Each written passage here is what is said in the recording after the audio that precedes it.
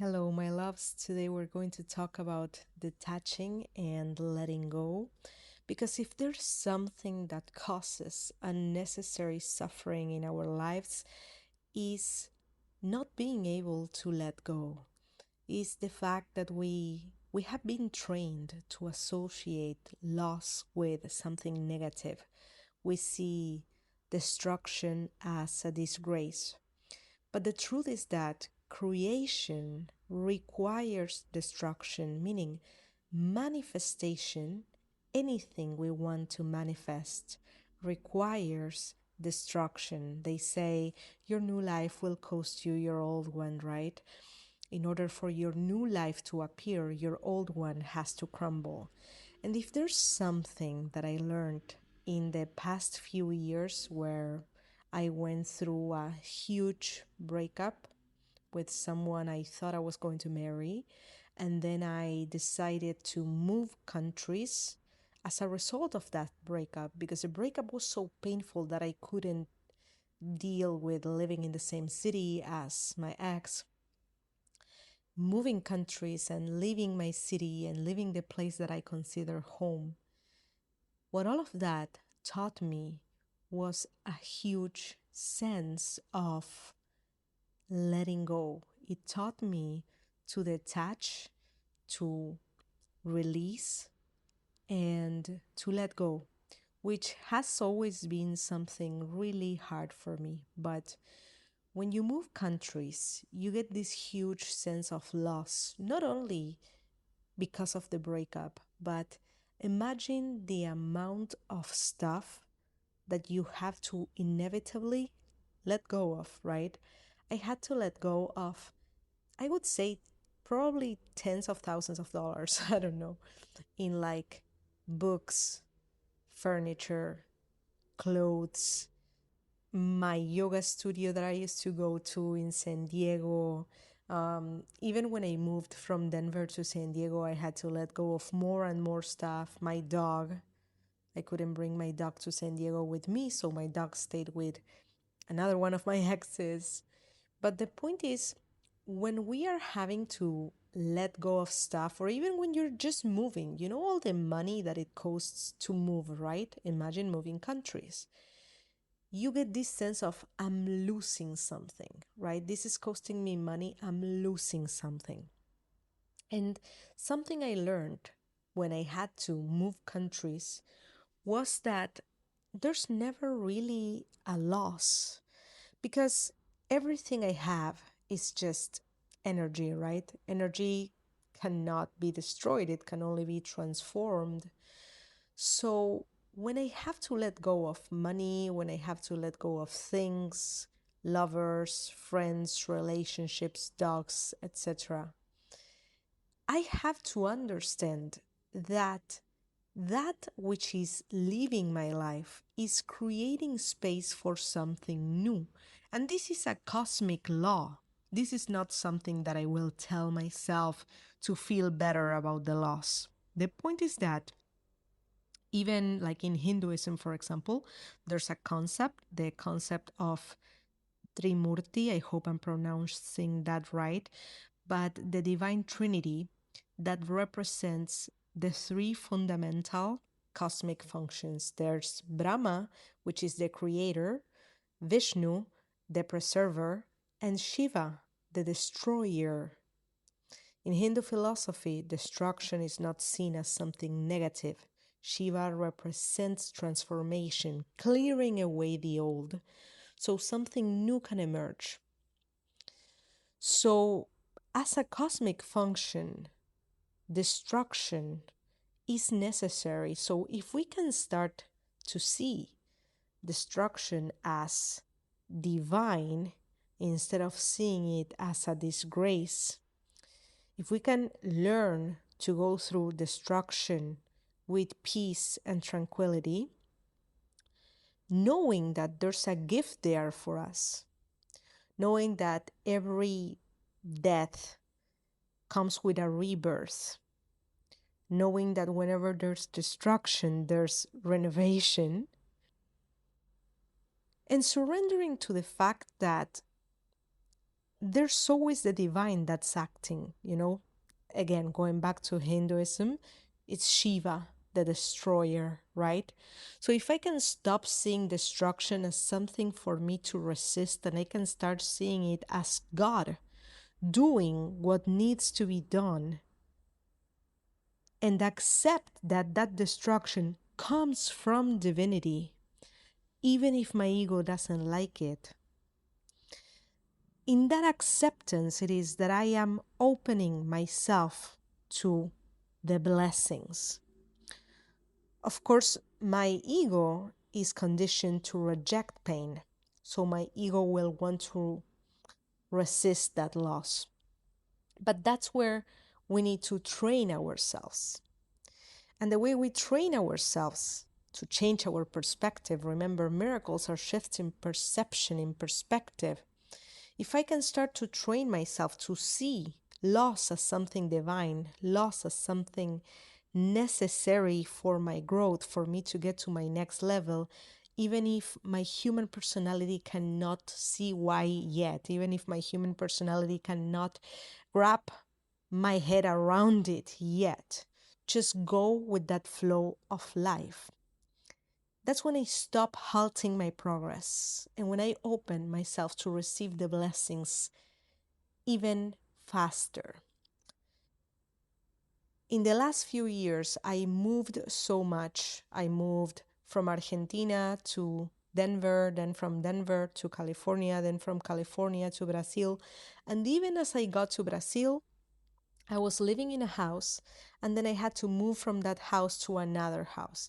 And in all of that moving and moving and moving, there was so much loss, quote unquote loss, financial, material, emotional, just people, relationships, things that I was attached to.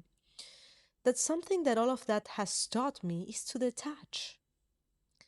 There was a point in my life where so much change was happening that I started feeling as if this huge, immense, strong wave of life was pushing me in a direction and there was nothing I could do about it. There was a point in which this wave of literally life force was pushing me so strongly into a direction that it didn't matter anymore how much I resisted it. It was just taking me, when you're in the ocean and there's this huge wave comes and there's nothing you can do about it, it's gonna take you to the shore. It's like you may lose your bikini on the way, you may lose whatever you had in your hands. Like this wave, there's nothing you can do to stop it. Like you might as well not resist it, just go with the flow. It's gonna take you to shore. That's how life feels. So let me give you an example. Even when I was living in San Diego, I was dating someone. I thought I was going to marry this person, and the relationship was terrible. But I was not in a state of consciousness where I could just say, oh, I need to break up because this is not going to go anywhere. No, I was very far away from that mentality. I was just resisting and attaching and thinking I just want to make it work with this person, right? And there's a point in which the relationship gets just so bad, but so bad. It didn't matter how much I was willing to lose my dignity to stay in that relationship. Life was like, girl, no, you are leaving this, like, it's never gonna work, right? So that was one of the ways in which life was pushing me into a direction, right? Thanks to that loss, I started Cosmic Ari, meaning I started my business, I started my personal brand, and I created a reality so wonderful for myself that I never thought this was possible for me or that this was possible so fast. And yet now I can say that I'm living my purpose. I can say that I have a podcast, all thanks to life pushing me in a direction because the reason why I started my business was because my ex and I broke up, and I was like, okay, I need a new job because before I was living with him, I was making $500 as a yoga teacher. It was okay because I was living with him. But once him and I broke up and I had to go out and rent somewhere else, I needed a new job. And it was in that moment that I decided to start my business. If it hadn't been because of that breakup, I would have never been uncomfortable enough to say, I'm going to start my own business and to go through the discomfort of starting my own business. But life put me in a situation where I had no choice. It was either starting my own business or looking for a 9 to 5. And I definitely didn't want to look for a 9 to 5. And thanks to all of this chaos and destruction, Cosmic Ari, my business, my brand, was born. So thank you, Lord Shiva. You know, the like I said, in Hinduism, that divine trinity, Shiva the destroyer. Thank you, Lord Shiva, for that destruction, because out of that destruction, it is that this personal brand, that even this podcast was created. Another example is when I first moved to Brazil, I rented a place. I thought I was going to live there for years. And suddenly things started getting really uncomfortable in that house. I started having structural problems with the house. My landlords ended up not wanting to take care of the problems. And no matter how much I would tell myself, it's okay, I'll just let it go, it would get even more uncomfortable and more uncomfortable and more uncomfortable. And there was a point where I realized, wow, life doesn't want me to just let it go here. Life is clearly pushing me in the direction of moving. It's like, no matter how much I say, okay, I'll let go of this inconvenience that's annoying me, it will get worse. So I realized life was telling me, move out. And at the beginning, there was a part of me that was resisting having to move out, not only because moving again, after just moving countries, after moving 12 times last year, moving again was a pain in the ass. And then on top of that, it was going to cost me a lot of money, not only because moving costs money, right? Like hiring movers, all of the time that you cannot work because your life is a mess and you're living between boxes and stuff, but also because my ex-landlords, they didn't want to return my deposit. So I had to move and either hire a lawyer and go through this whole legal process in Brazil to see if my landlords return my deposit, or just lose thousands of dollars in deposit. And I was like, I don't want to lose the deposit. I was focusing on the loss, but it was clear that this wave of life was pushing me to move. So when I finally surrender and decide to move, I find another house that is 10 times better than the house I was before and I was in before. More comfortable, bigger, and more uh, like more accurate, like a better fit for who I am now. Because my consciousness is expanding so much out of all of the work that I do for expanding my consciousness that clearly I needed a bigger and more expanded space that matched that growth in consciousness. So life moved me from that place where I was into a new, bigger, and better place. And that move required loss, right? The loss of all of that money that my ex landlords kept. Now I have two options. I can focus on the fact that I lost that money, or I can see myself as this infinitely abundant being that is more than capable of making 5 times that money I lost. Like that money I lost means nothing compared to the amount of money I'm capable of making. So when I start seeing myself as this infinitely abundant being whose source is divinity itself, if I see myself as a child of God and God as my infinite source of abundance, then would I be crying around because of a few $1,000s that my ex landlords decided to keep? There was no such loss. So, something that I learned in these processes that life put me in, where I had to learn to let go, is I understood that there's never really a loss. That every time that life makes it feel like or makes it look like you're losing something, if you just surrender and go with that wave of life, Anything that you apparently are losing will be given back to you. It will come back in new forms, in new ways. You lose relationships so that new relationships can come into your life. You lose people so that new people can come into your life, so that new projects, new creative projects, new jobs. As I started furnishing my house here in Brazil, because I moved to a new house and I decided I have to furnish the whole house. I have to buy a fridge, I have to buy a washing machine, bed, couch, literally everything. I'm building a gym in my house, so literally everything that a gym requires, I have to buy. And sometimes there's this voice in my head that tells me, Ari, don't do it because I'm not planning on living in Brazil forever at all. I'm going to stay in Brazil. My plan is to stay in Brazil for a couple years, max, and then go back to the US or go somewhere else, but it's not like I'm planning on living in Brazil forever. And yet I'm furnishing my whole house. I'm building a gym in my house. Why? Because I want to be comfortable. But there's this voice in my head that tells me, don't do it. If you're moving away in a couple of years, regardless, you're going to lose all of this money because, of course, when you resell everything, you don't make as much money. And even less me, who I don't like to be reselling stuff. I prefer to just give it away and move. I don't like to spend that time where I'm like waiting until my things are sold. I just prefer to get rid of everything and move. I act fast, I'm impulsive. So it's like there's this voice in my head that tells me, Ari, you're gonna lose so much money when you leave. You're buying all this stuff just for a couple of years and then you're gonna give it away and you're gonna leave.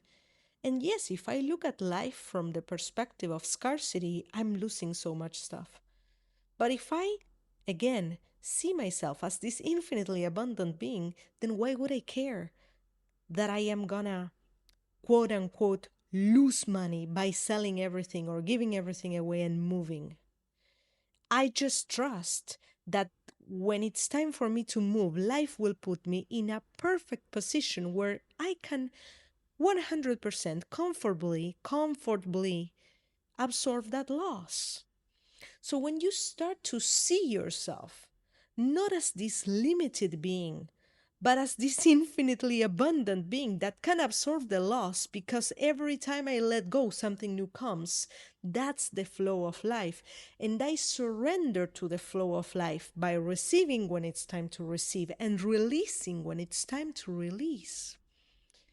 Then there's nothing to fear because I cannot lose. And that's something I learned. I cannot lose.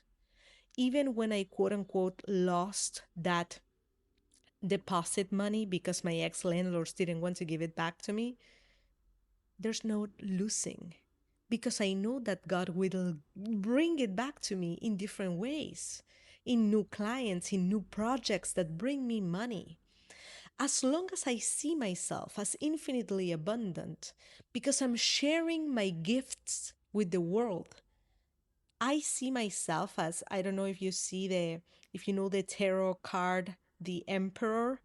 Like I see myself as sitting there with my gold mines behind me. And wherever I go, I bring my gold mines. What are my gold mines? My spiritual gifts. I have gifts, I have talents that I can use to get whatever money I need at whatever time, period. I am infinitely provided for. So when I see myself like that, I stop suffering whenever I quote unquote lose something because I cannot actually lose because there's always more because the universe is infinite, because abundance is infinite, because I am eternal. Even when I die, for example, even when I die, I cannot actually die. I will have to let go of my body, but I cannot die because my soul is eternal. At some point, I will have to let go of this body, this identity, my name, Ariana, and I will continue to exist because I cannot be destroyed. I'm eternal.